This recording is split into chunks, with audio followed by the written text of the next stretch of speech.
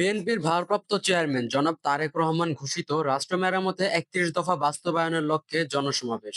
অতিথি বীর মুক্তিযোদ্ধা কাজী মনিরুজ্জামান মনির, সদস্য জাতীয় নির্বাহী কমিটি বিএনপি।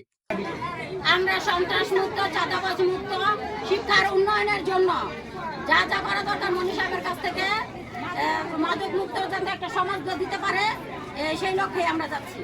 প্রধান বক্তা মোহাম্মদ নাজির আহমেদ, যুগ্ম মহাসচিব, কেন্দ্রীয় কমিটি সভাপতি, জিয়া পরিষদ, নারায়ণগঞ্জ জেলা। বিশেষ অতিথি কাজী কামরুল ইসলাম কামাল, সাধারণ সম্পাদক, নারায়ণগঞ্জ জেলা সভাপতি, জেলা পরিষদ, রূপগঞ্জ উপজেলা শাখা। মোহাম্মদ গোলাম কিবরিয়া ভূঁইয়া, সিনিয়র সহসভাপতি, জিয়া পরিষদ, রূপগঞ্জ উপজেলা শাখা।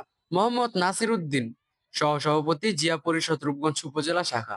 মোহাম্মদ মিনহাজুল ইসলাম, সিনিয়র শিক্ষক সভাপতি, জিয়া পরিষদ, রূপগঞ্জ উপজেলা শাখা। মাওলানা আব্দুল লতিফ, সিনিয়র যুগ্ম সাধারণ সম্পাদক, জিয়া পরিষদ, রূপগঞ্জ উপজেলা শাখা। সভাপতি মোহাম্মদ সাইদুর রহমান, সাধারণ সম্পাদক, জিয়া পরিষদ, রূপগঞ্জ উপজেলা শাখা। আরো উপস্থিত ছিলেন অ্যাডভোকেট মাহমুদা আক্তার লিপি, রূপগঞ্জ থানা বিএনপি নেত্রী, আরো অনেকেই।